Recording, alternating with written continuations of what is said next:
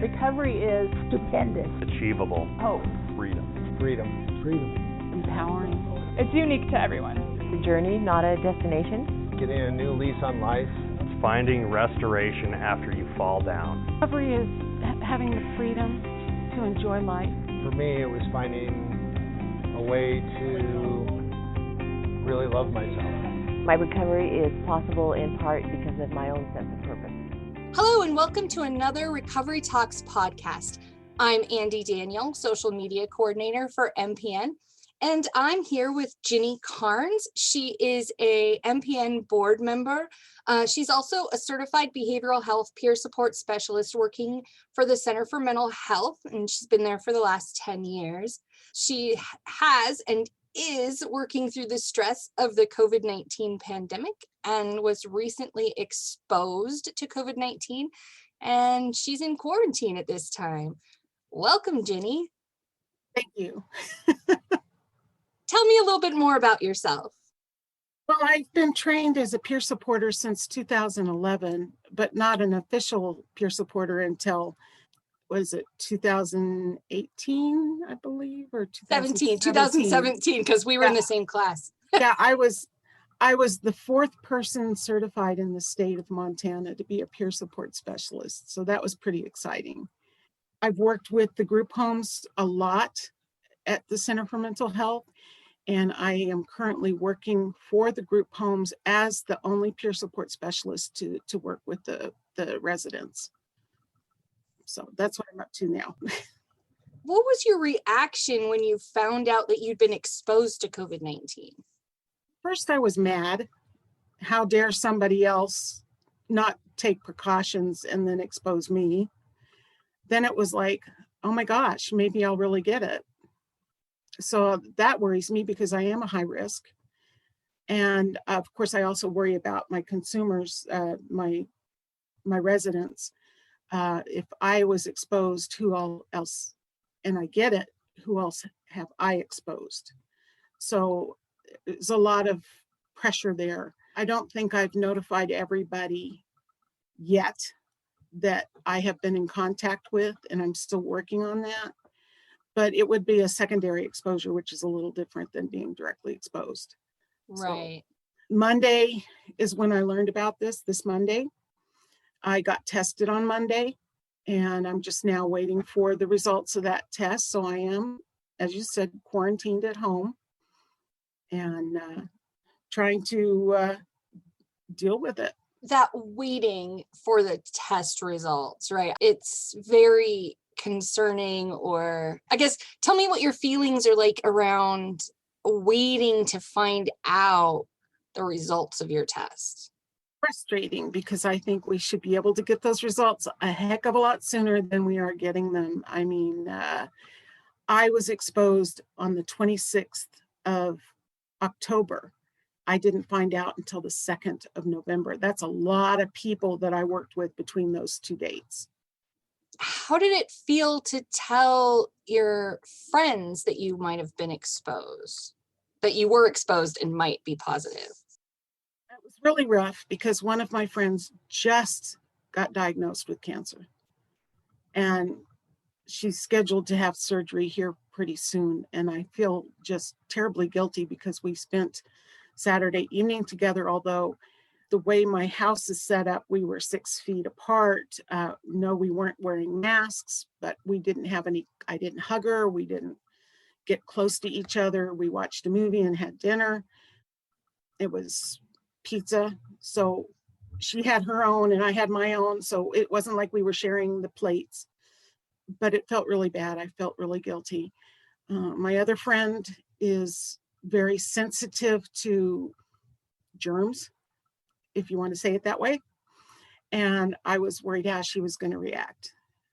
She took it like a trooper, and she's helped me out with a few things that we could do without having any contact.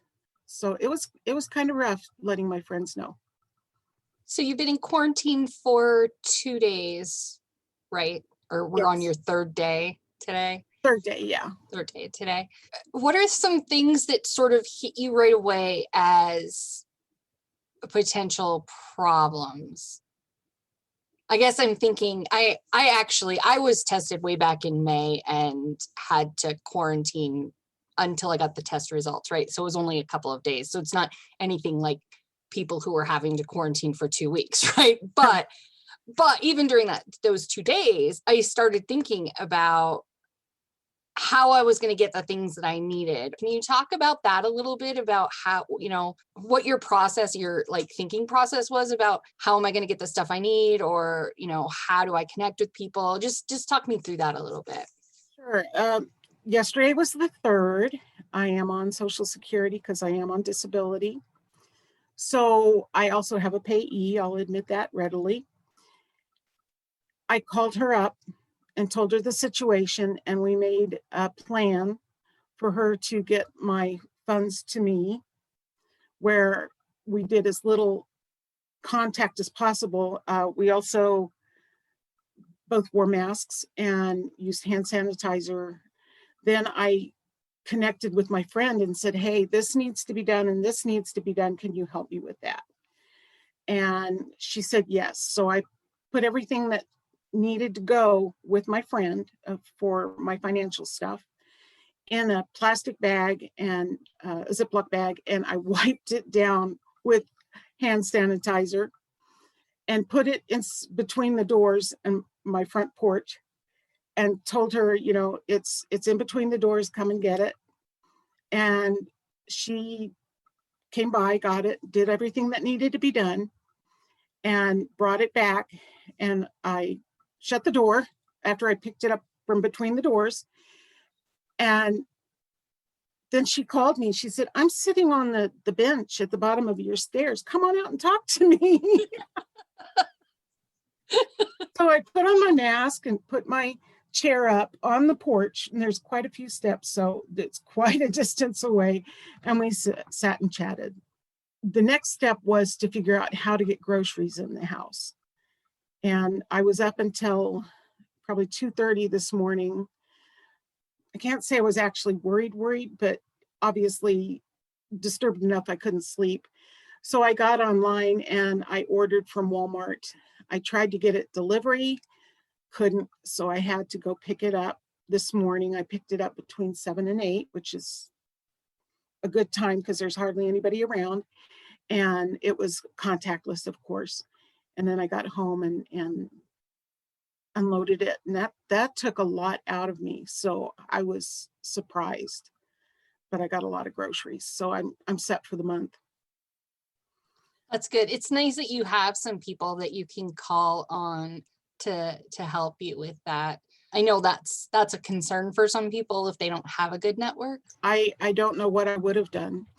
I probably would have been tempted to go out to the bank, which, yeah, that's contactless, but still it's exposing people to dirty money. Right. I don't like that.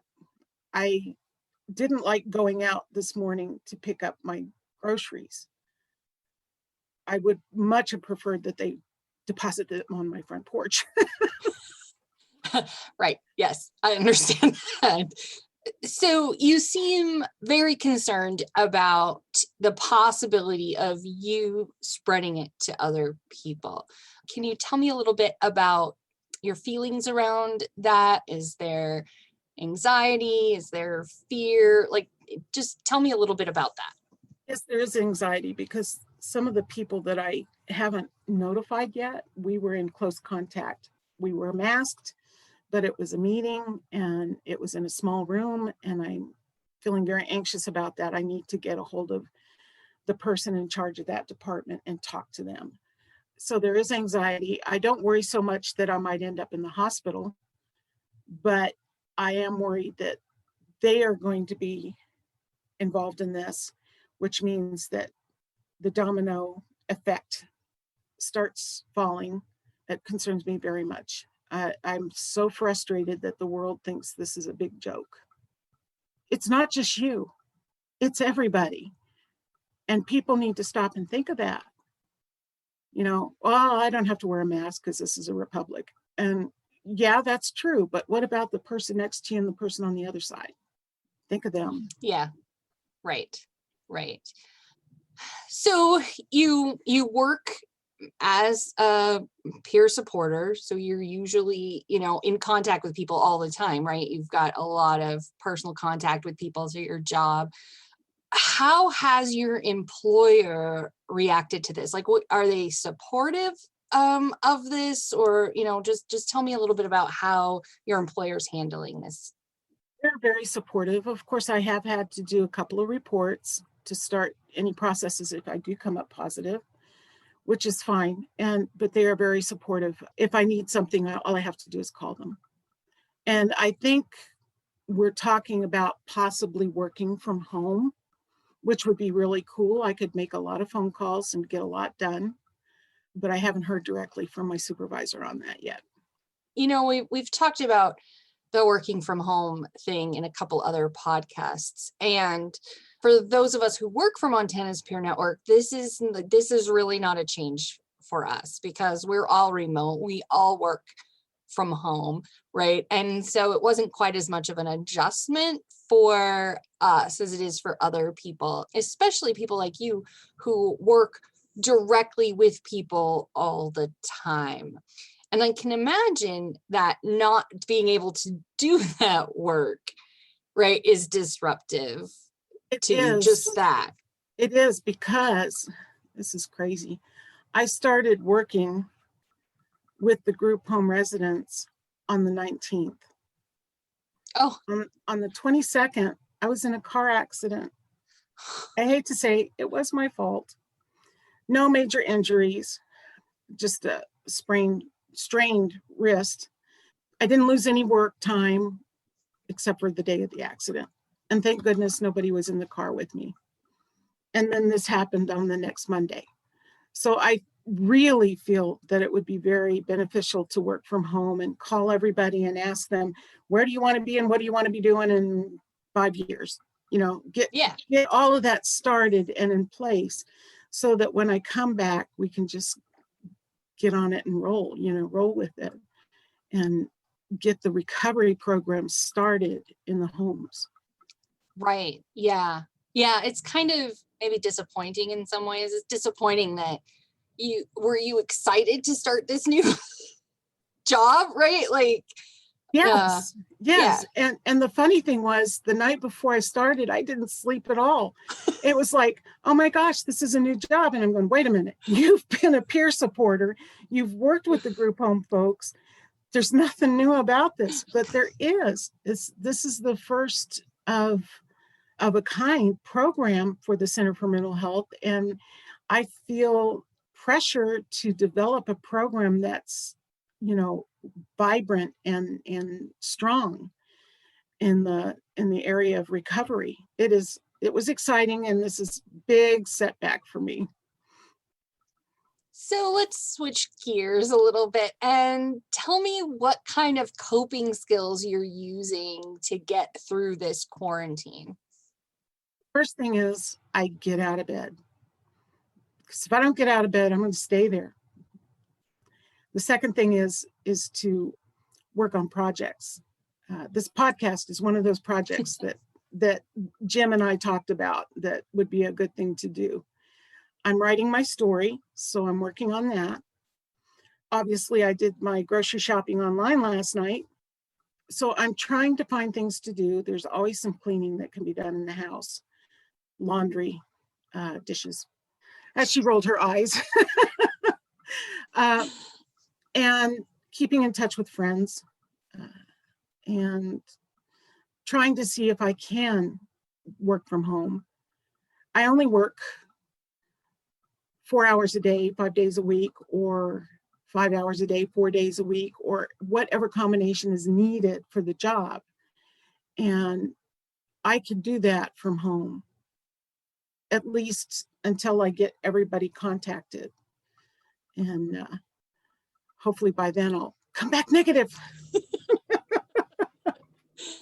What are some self-care strategies that you use? Because your coping skills that you talked about are all sort of task focused, right? And I get that, right? Like I need my mind, focused on something a lot of times, but are there some self-care things that you're doing also?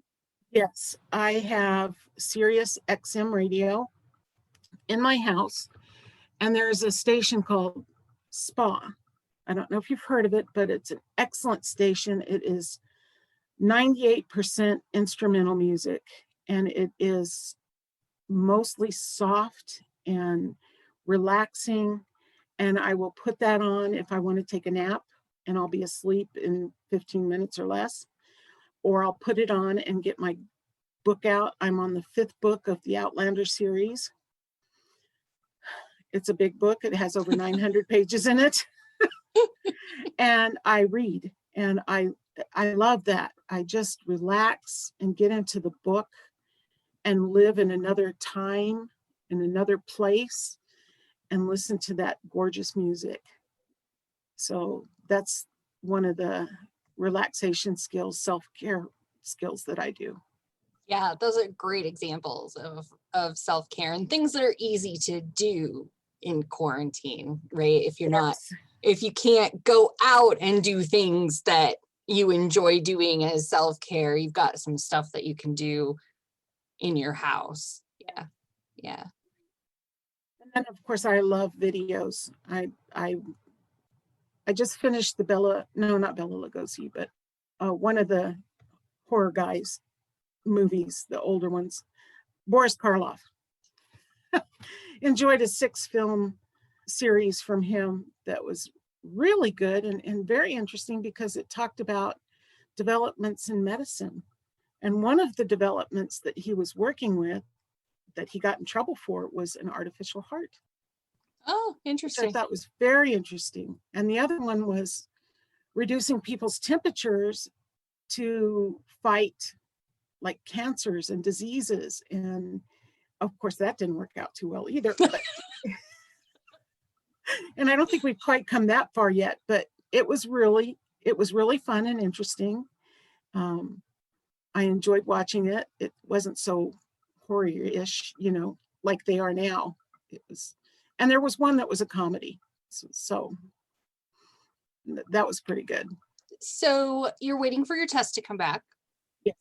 If it comes back negative, do you know how long you'll still be in quarantine, or will they release you? Do you know? I'm not 100% sure. The place that I got tested seems to think that as soon as I get the results back, I can go back. But I've heard another place say you need to quarantine the full 10 to 14 days. Yeah. So I will check for sure with the doctors at the place where I got tested, just to make sure. Yeah, it seems like county to county, there are different guidelines. Probably called City County Health. And right. Yeah. Yeah. That's generally, at least here, how people are dealing with things is with the county health department, but they are also overwhelmed trying to do all of the contact tracing and stuff like that. And I guess you kind of experienced that, right? Like the place that you were exposed, someone else that you know got notification that they were exposed at that place on that day, right? Yes. Tell me about the sequence of events. Well, the Monday that we walked in there and saw the case manager and his client, and I go, oh, hi. We sat down on the far side of the waiting room, but they went in, had their stuff done, and then we went in as they were leaving, and it was a staff member at the office that had been exposed. And so we left, and we were there for hours, literally hours. And most of the time we weren't exposed to anybody. It was just the last 45 minutes. We were in close contact with people. So I didn't think anything of it. I just went along, and Monday I was almost finished with work. I clock out at noon, and the boss called me and told me that so-and-so was exposed at such and such office on such and such day. And I said, wait a minute. And I flipped in my appointment book, found that yes, that was in fact where I was with my client. And I told her, And she goes, oh no. I said, I will call them and check. So I called them, checked, called her back. She said, go home now. Immediately. Drop everything, go. So I did. And I drove directly to the testing site and was tested, and then do not pass go, do not collect $200, drove straight home. And started making my phone calls to my friends. My sister was the first one I called, but she's in Kansas, so there's no threat. The interesting thing about that, I think, is that you were not contacted by a health person that you had been a contact. And I'm not saying that they wouldn't have contacted you, right? Yeah. But it's a testament to the amount of work that these organizations like health departments and stuff are dealing with. That leaves a lot of unknowns, I think. And that not just for people who have been exposed, but I feel like for people who haven't been even, there's a lot of unknowns out there. How were you feeling about this whole thing before your exposure? I think I was leery because I had had a secondary exposure earlier, but that was the secondary, and I wasn't as scared on that one or as worried or concerned. I just, with this one, it's a whole lot different. It makes it really, really real.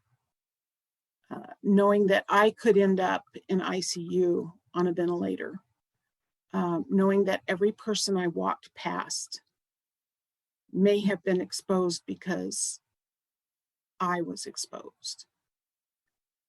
It's very eye-opening. There's another word I want to use and I can't think of it, but it's a powerful word. People have just got to believe that this is real. I know my thoughts when I see the total count of the deaths. This is unnecessary. 200 or 300 and some odd never needed to happen.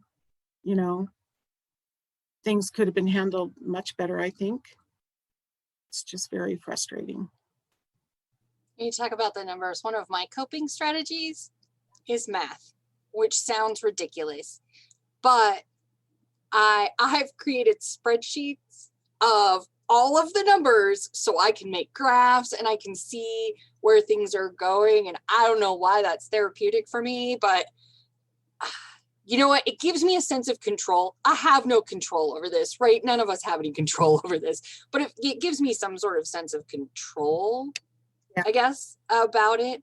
Do you find that a lack of a sense of control is, I don't know if trigger is the right word, but do you think that's part of your feelings around this?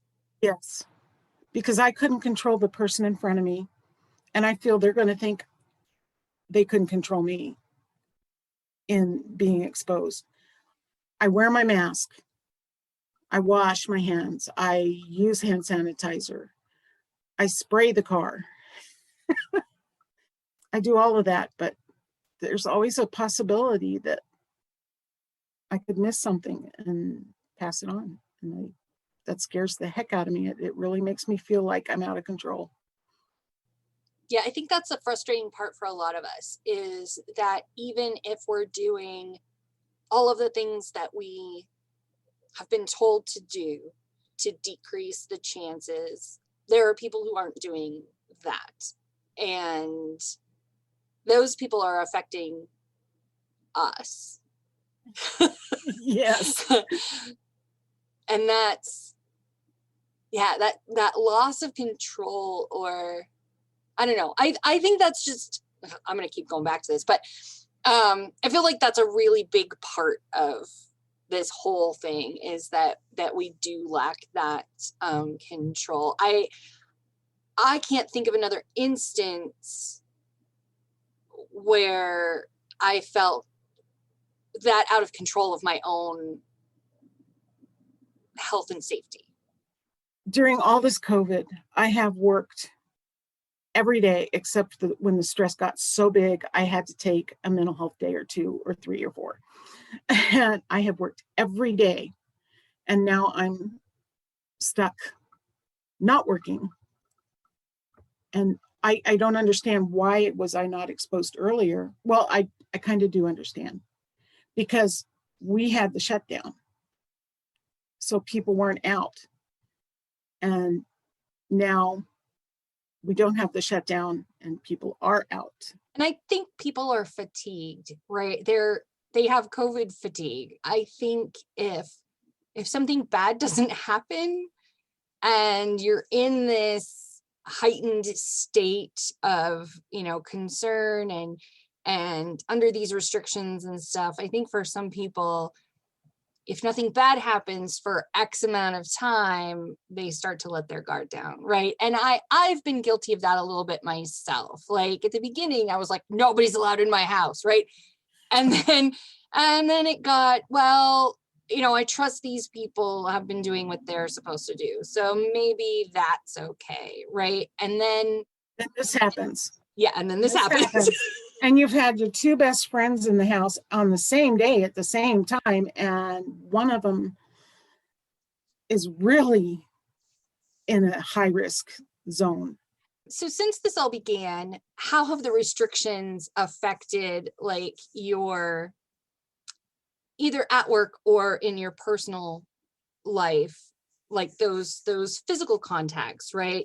Like handshakes or hugs or something like that?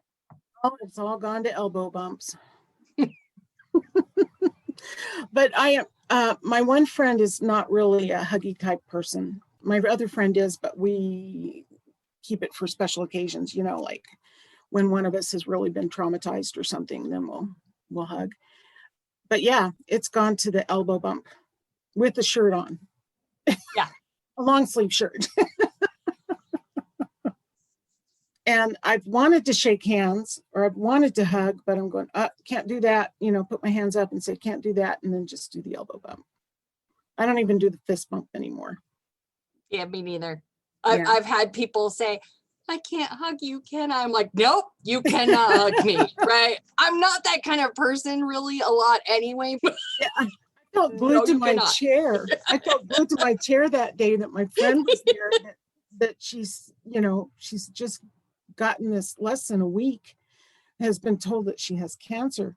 And it's like, I'm glued to my chair. I can't go over and can't hug her. I can't touch her. I can't pat her shoulder. I can't do anything.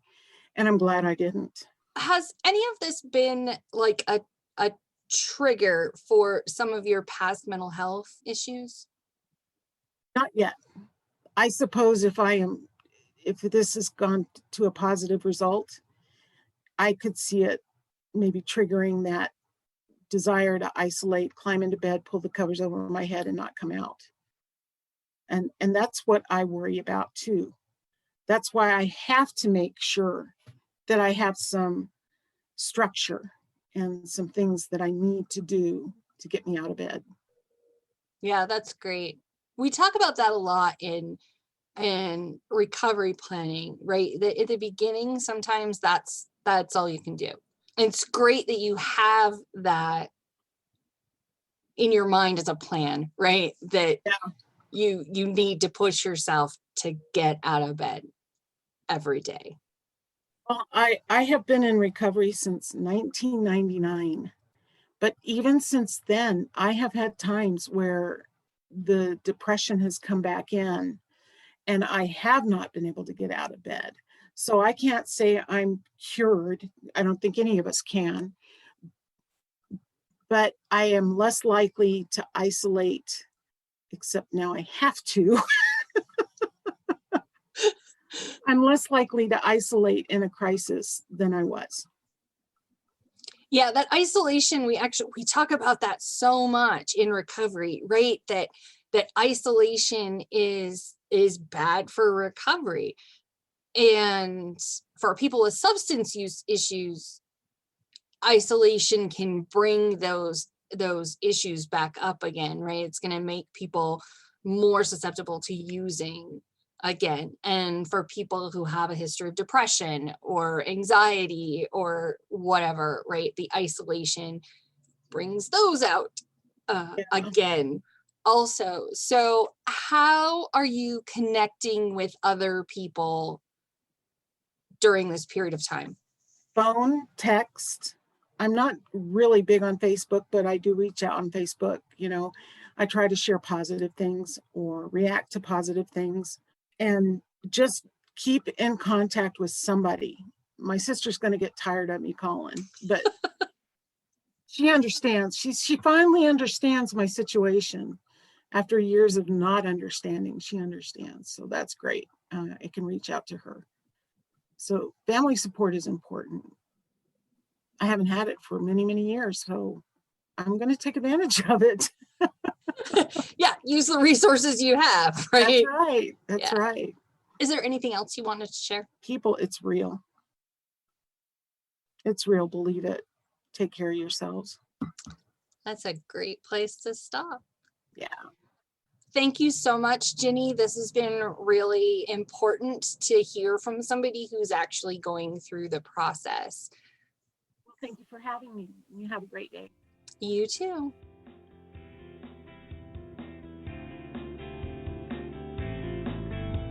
Recovery works and recovery is possible. Recovery works and recovery is possible. Recovery works, recovery is possible. Recovery is possible. Recovery works and recovery is possible. Recovery works. Recovery is possible. Recovery works and recovery is possible. Recovery is possible.